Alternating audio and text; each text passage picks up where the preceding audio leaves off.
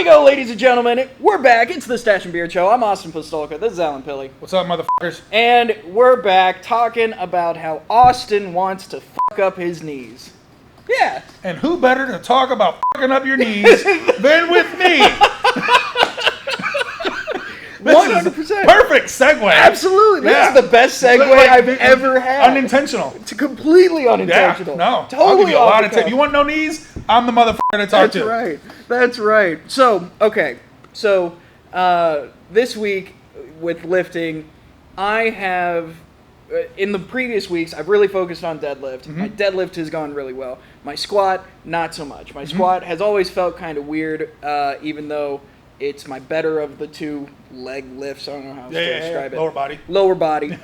Leg lift. Shut the fuck up.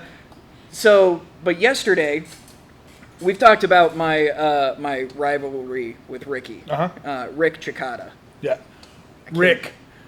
His adult name. His adult name. Yeah. I have to call him Rick because he beats me on squat and deadlift, even though he just came off of a bicep tear, right? And for weeks he has just been squatting using the safety squat bar. He's been deadlifting with the sling and everything. And this motherfucker comes back and smokes me. Okay? And I'm so irritated because I want to beat Ricky.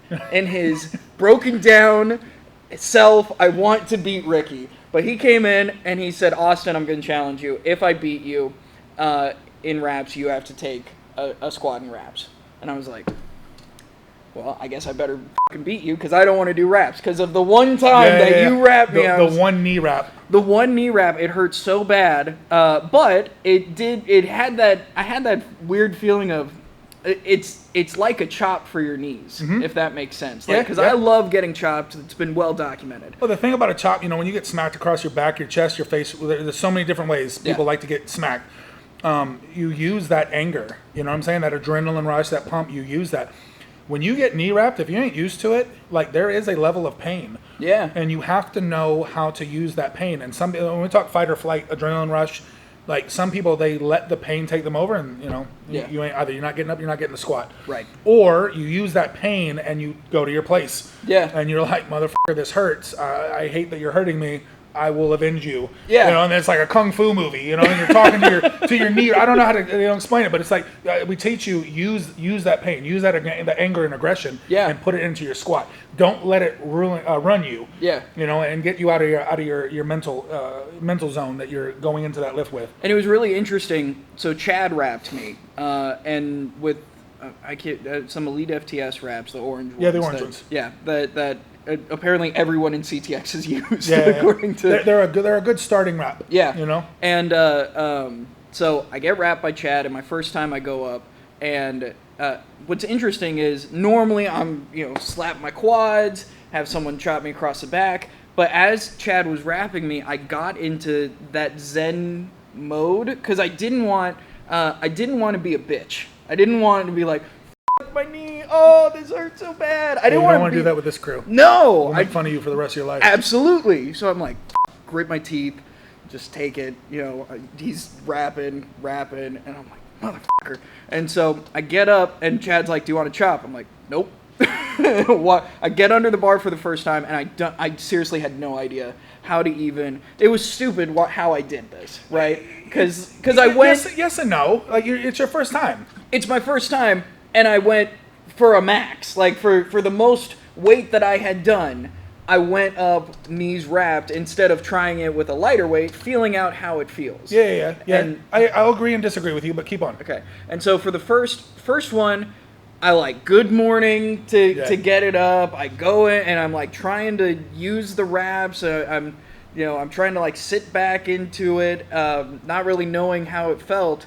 And I couldn't move it out of the bottom. I used so much energy to just get under the bar that I ended up not getting it. But then came back around a second time, and what you said is treat it like a regular raw naked knee squat. You don't let the knee wraps take you out of your position. Yeah. And that's so coming back to what I said when I said I agree and disagree.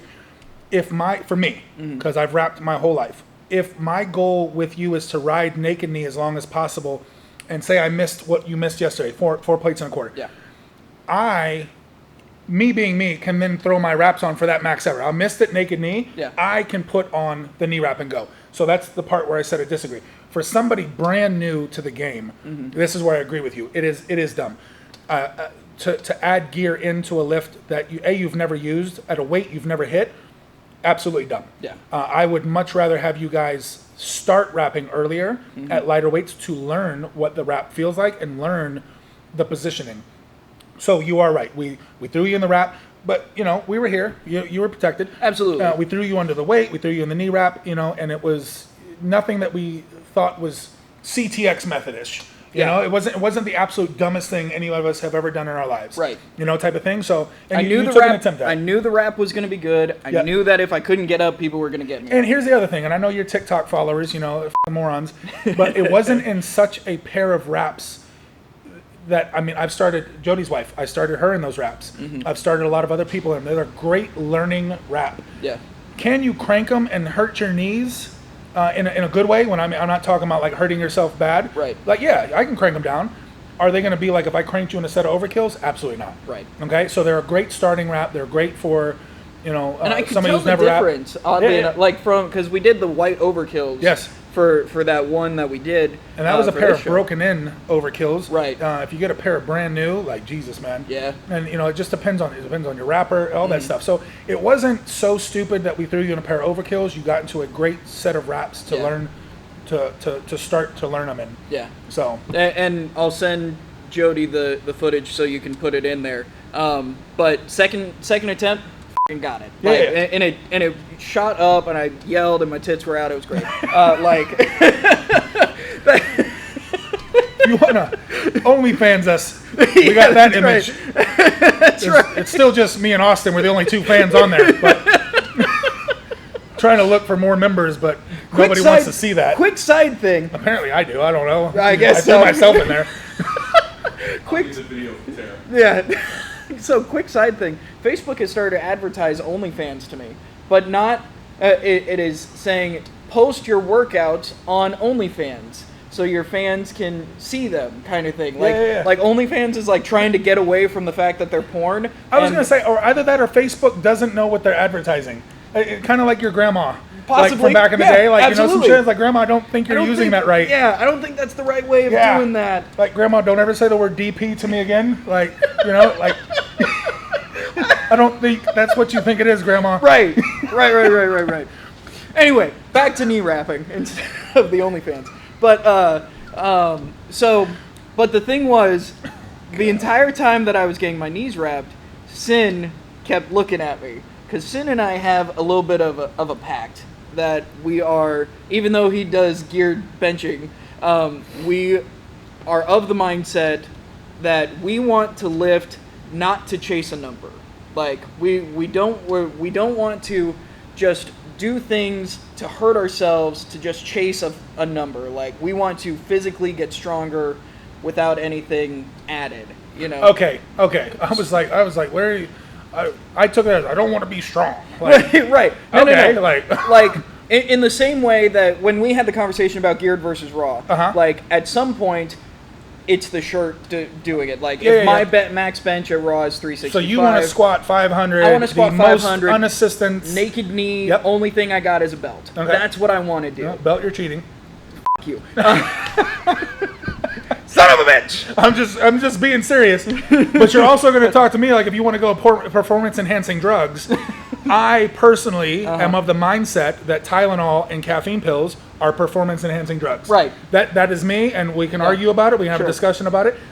You walk out here, you got a migraine, you're splitting head, can't see, and you take Tylenol, and your migraine is gone. You're performance enhancing. Performance enhancing. If we're gonna be serious, you know what I'm saying. So we can talk PEDs all day long. I think Tylenol is performance enhancing. Okay, sure. But can you pop positive for it? I don't know. Probably not. I don't care. I don't know. Tylenol and D-ball, go for it. I don't give a shit. What a combo! I don't give a shit. That's the combo we've all been waiting for. And I think Tylenol thins your blood, and D-ball just makes you nosebleed, so you're just hurting yourself anyway. So maybe it's not a great combo. Probably not. Elementary kids, don't take my fucking advice. Middle schoolers, D-ball. But original point in mind. High schoolers, meth. Run with it. Smoke meth every day. Speaking of math, we got Miss New Mexico over here. Hey! Breaking Bad. Goodbye! Anyway, where are we going? What are we on? What I'm trying to say is That's like, right. when it comes to doing raps and all that sort of stuff, Sin is very much, when it comes to his knees, like, all he does is like a very light sleeve that just keeps it warm. Yep. And I've kind of been of this mindset. I don't want to diminish my knees or elbows or anything by doing more weight than my body should be able to. You know what I mean? Mm-hmm. And so how do I balance wanting to get stronger and go after these numbers, but still like wanting to make sure that I'm not like just breaking myself for numbers' sake? You know what I mean? Like, because there is the person that just does whatever they can to get the number as fast as possible, and they can end up hurting themselves if they do it the wrong way. And I don't want to be the guy that does it the wrong way. So, God, man, this is a weird. No. This is a great conversation. This is a great conversation to have. And I'm gonna butcher the quote, but it was by Hoff. Okay. And Hoff has been asked, "What's your raw numbers?" Mm-hmm. And Hoff has loosely said, please don't quote me, loosely said, "I don't know. I'm not a raw lifter. Mm-hmm. I wanted to be the strongest lifter, and the gear that he uses allows him to be that." Right. So he totals 3,100 in gear. He out benches you. He out squats you. Right. His deadlift is what it is. He just deadlifts just enough to fucking get a total. Yeah. I don't know if anybody really knows what he's pulled. But what I'm getting at is like he wanted to be the strongest person ever, and for all intents and purposes, he is. And if it's the gear that got him there, then so be it. That's what he's fine with that. Right. He didn't want to be a raw lifter. He didn't want to be a sleeve lifter. He didn't want to be a wrap lifter. He wanted to be a geared lifter. He wanted to be the strongest. Right. And as far as the total goes, regardless of gear, that title belongs to him. Absolutely. Now, if we want to start talking about who is the strongest outside of gear, okay, well, you got Dan Bell. Right. Okay. If you want to talk about who is the strongest outside of wraps, I think that he's also Dan Bell. Also Dan Bell. The strongest naked knee. So now you start I think we're going. Also Dan Bell. I think so too. Okay. But what I'm getting at is let that choice be governed by you. And if you want to be the strongest Austin, naked knee, beltless, wrist wrapless, then that is your goal. And don't let me in a suit outlifting you get to you. Yeah. Okay? Mm-hmm. Don't let that ego get to you. Yeah. Okay, is what I'm saying. So like when I first started, there's so many different ways to hear this. If that is what you want to be this unassisted lifter, hey, great, man. Run with it. There's nothing wrong with that. Mm-hmm. And to all these fucks out there in TikTok land that are like, oh, hey, motherfucker, if you put a belt on, you can live this. He doesn't want to. Right. And so now you're getting into training modalities where we talk, oh, God damn it, you're fucking dumb. Beltless cycle. Yeah, motherfucker, beltless cycle. Learn to use your core. Learn to use your abdominals. And then learn to use them on the belt. Or he's a beltless lifter. You know what I'm saying? He's a knee wrapless, sleeveless lifter. That is what Austin wanted to be. Right. Let Austin be. Yeah. You know what I'm saying? So it is kind of the thing where if you wrap your knees, if you do gear, you're not hurting yourself, obviously. Okay, no. So to come back to that, because that's the other person I heard. Can you be that lifter and still get hurt? Fuck yeah, man. Sure. I was a geared lifter and I got hurt. I know other geared lifters and they got hurt. The two guys that I know right off the top of my head and myself, we weren't doing anything dumb. Mm-hmm. I want to say out of the three of us, I think I did the fucking dumbest thing. I'll admit it. But like things were feeling great that day. My one good friend Danny was doing things that weren't abnormal for Danny. There was nothing. There was no telltales. Mm-hmm. There was nothing that was like, hey man, like your legs shouldn't be facing that way. I wouldn't squat. Nothing glaring. You know what I'm saying? So as long as you are taking care of your body, and this is the thing I fight with you guys. I fight with my girls. I fight with my guys. You want to go do these things. Well, what are you doing in the meantime? Are you bringing up your weaknesses? Mm-hmm. Are you doing your accessories? And they don't have to be 6 hours of accessories. What's your weak point? Are we building that up? Do we have mobility issues? Are we working on that? Do we have dysfunction? Are we working on that? If no, no, no, and no, well then guess what, motherfucker? You're probably going to get hurt sometime down the road. I don't have a crystal ball. Sure. And it's not indicative that you're going to get hurt. Mm-hmm. You may be one of these lucky motherfuckers that fucking snorts blow, drinks beer, and fucking comes in here and it lifts haphazardly, and you have the longest fucking career.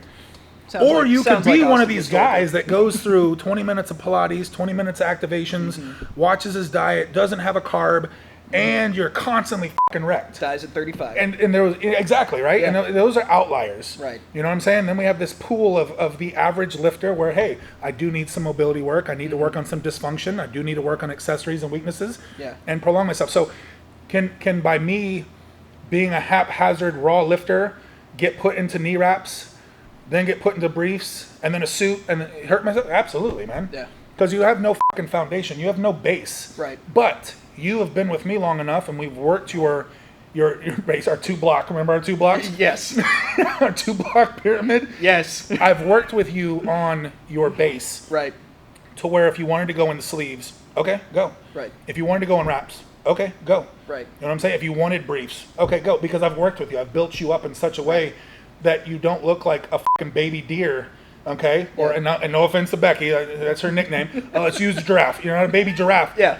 To where it's like, Jesus, man, why are you throwing Austin in briefs? The motherfucker couldn't even walk in on 2 good feet. Yeah. You know what I'm saying? So I have those individuals. No, man. Like, we got to work on this foundation first. So coming back to you. So where do you stand when it comes to like just having a good raw squat? Someone who is a geared lifter. Mm-hmm. How much raw stuff do you do? Like, do you need a good? This sounds weird to say, but do you need a good raw base to then do well in geared lifting? 100%, yeah. It sounds like a dumb question, but you know what I mean. It's not a dumb question because you've got dumb followers that need to know this. Absolutely. And no knock at you. These are your fucking morons that are fucking dumb pieces of shit. That's right. TikTok. And actually average on TikTok. And the people that give a shit that watch us, all fucking 51 of y'all, if you didn't have a great base at all, and I threw you in more shit, that's fucking dumb on my part. Right. I'd be a terrible coach if I allowed that to happen. Yeah. I don't have a clear-cut answer to say if you're only a 315-pound raw squatter. And hey, that's great. It's a great number. Yeah, great number. I don't have a minimum number for you to squat for me to be like, hey, Austin, I need you to get to 500 first before I throw you in briefs. Okay. Excuse me, because with that said, I could go the power pant route, I could go a single ply route, I could go a loose 2-ply, I could go a tight 2-ply, I could go multiply, I could fucking Frankenstein some briefs, and I have steps leading up. I just need you to show me that you have control of that 315, that you know your feet, you know your brace, you know your cues, chest, elbows, back, all this stuff, depth, knees out, that you can show me that you understand all this, and then you come to me like, hey man, I see all you guys in briefs, I'd like to try. And I baby step you. I don't just say, hey, go get my competition 5-ply. Right. You know what I'm saying? Like you don't know nothing. Yeah. Your stance width. So when we start working on that, and I can do that with you, and you may graduate very quickly just because you learn quicker than the next person. Sure. And that's not a knock on this next person. It might just be that I've got to train this guy a little differently, a little longer to get him up to your par. Yeah. I spend fucking 1 year with him. I spent 3 months with y'all, but now I got you both on the same level. And those are exaggerated numbers. Mm-hmm. But to come back to it real quick, if you're a baby giraffe and I just throw you in gear, God, dude, you're in my opinion, you're gonna get hurt. Yeah. You're gonna get hurt because the gear is different. And this comes back to these raw guys that want to talk so much shit to the geared side. Mm-hmm. It takes learning. Mm-hmm. And they're motherfuckers like, I keep coming back to my boy Danny, like he's still learning. Sure. The motherfucker's been killing it for 17 years, yeah. I think 17 years. Absolutely. He's got records still to his name and he's still learning. Right. He just made a comment the other day on his deadlift stance. Okay, and you can pull this video up, go follow him. He was a very wide sumo deadlifter. Mm-hmm. And because of what's going on right now with his mobility issues and lack of, and what he's working on to make himself better, he's had to bring himself in. Mm-hmm. Okay, now, stupid, in my opinion, if you're hurt, to continue doing the same thing. Right. Smart, in my opinion, to analyze that, assess that, and try to make corrections, which is what he's done. So somebody called it out and said, hey man, I noticed, you were a little wider. And he's like, yeah man, I've had to bring my stance in. It's what suited what I've got going on right now. So he's still learning, even as himself, and what I'll call a veteran of the game, 15, 17 years in, and and making those changes for himself. So you're learning. So, you know, you're going to constantly be learning. It's not just like I throw this shirt, Jody's shirt, you know, he's going to learn a different shirt. He may need a different one. His body is going to fluctuate. His strengths, his weaknesses, those will all change. You're not going to have the same weaknesses for your entire life. Right. If you do, shitty coaching. What the fuck are you doing? Yeah, shitty coaching, in my opinion.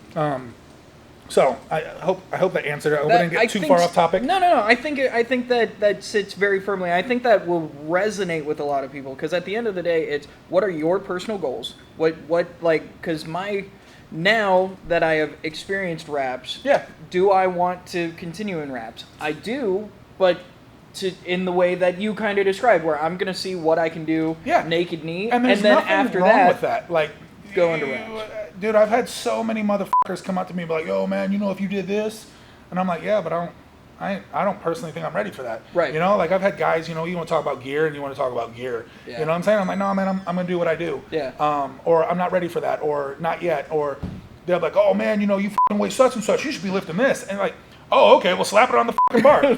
I had no right. You know what I'm saying? I had no right lifting that. You know, and you know, so those are things. And to come back real quick, man, power pants. Right? Power pants are probably the absolute loosest piece of fucking assistance gear there is. Yeah.